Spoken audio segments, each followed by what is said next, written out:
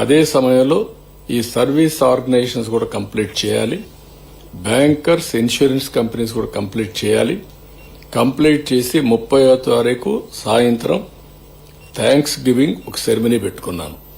ఆ రోజు నేను మీడియాలో రాసిన మీకు కూడా సమాచారం తెలియజేసిన మీకు కూడా అభినందనలు తెలియజేస్తాం. అంతవరకు మీ అందరికీ బాధ్యత ఉంటుంది.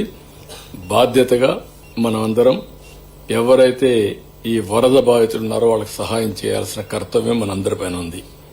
ఇది ఒక యజ్ఞం. ఈ యజ్ఞాన్ని పూర్తి చేశాం. ఈరోజు ఏవైతే అకౌంట్స్ పోతున్నాయో అవన్నీ చూసుకున్న తర్వాత డీబీటీ మళ్ళా ఒకసారి నేను ఇక్కడ బటన్ నొక్కడం లేదు, బటన్ నొక్కి ఫూల్స్ చేయడం లేదు. చేసే పని చిత్తశుద్దిగా చేయాలి తప్ప, పవిత్రంగా చేయాలి తప్ప కాదు.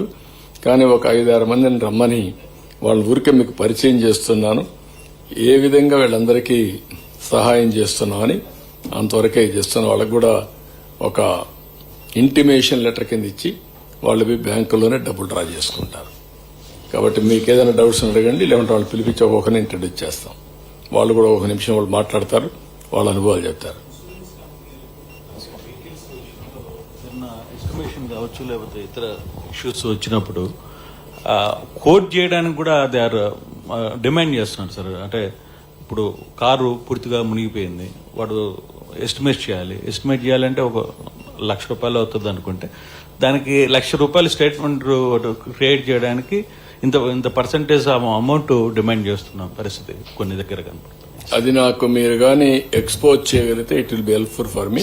నేను ఒకటే చెప్పాను ఈరోజు కూడా sir, zero corruption, zero manipulation.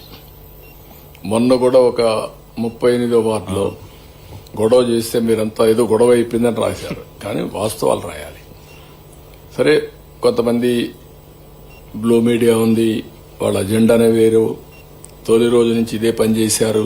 నాకు కూడా తెలుసు ఎట్లా ప్రజలను ఎడ్యుకేట్ చేయాలని, ఎట్లా ట్రాన్స్పరెన్సీ తేవాలని నాకు తెలుసు. వీళ్ళు ఏదో పెద్ద స్టేట్మెంట్లు ఇచ్చేస్తే ఒరిగిపోతుందనో, వైలెన్స్ క్రియేట్ చేస్తే జరిగిపోతుందనో అనుకుంటున్నారు. కరెక్ట్ కాదు. అక్కడ కూడా రెచ్చగొట్టి ఇచ్చేస్తే ఆ వార్డులోకి నీళ్లే రాలేదు. నీళ్లు రానప్పుడు వాళ్ళకు కూడా బాధలున్నాయనే ఉద్దేశంతో మనం 25 కేజీల బియ్యం ఆ ప్యాకేజ్ పూర్తిగా వాళ్ళకు కూడా ఇచ్చాం. అట్లని చెప్పి ఒక దిక్కడ గాని ఎక్సీడ్ అయితే రాష్ట్రం మొత్తం జిల్లాలు ఇవ్వాలా, రాష్ట్రం అంతా ఇవ్వాలా.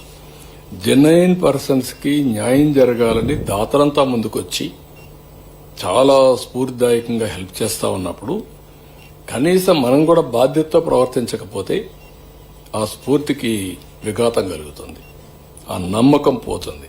నా మీద ఒక నమ్మకం ఉంది. ఆ నమ్మకమే ఈరోజు 400 కోట్ల రూపాయల డబ్బులు ఇచ్చారంటే ఆ నమ్మకం. ఈ ₹1 ఈ ప్రభుత్వానికి ఇస్తే ఈ రూపాయి అర్హులకెళ్తుంది అనేది నమ్మకం. అందుకే ఒక ట్రాన్స్పరెంట్ గా చేస్తున్నాం. కావాలని కొంతమంది ఇలాంటి క్రియేట్ చేస్తున్నారు.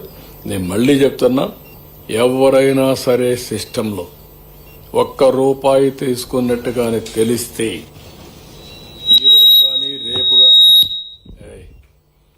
ఈ రోజు గాని రేపు గాని ఎల్లుండి గాని మళ్ళా మిమ్మల్ని అందరినీ వదిలిపెట్టే పరిస్థితి ఉండదు. మీరు ప్రైవేట్ ఆర్గనైజేషన్ కావచ్చు, గవర్నమెంట్ ఆర్గనైజేషన్ కావచ్చు, ఇది చాలా జాతి ద్రోహం అవుతుంది. ఎవ్వరూ అలాంటి పనులకు ఒడిగట్టద్దండి. ఎవరన్నా అలాంటి తప్పుడు పనులు చేస్తే కరెక్ట్ చేసుకొని తిరిగి ఇచ్చేసేయండి. అది కూడా చెప్తాను. I'm very clear on that. ఎవరిని వదిలిపెట్టండి.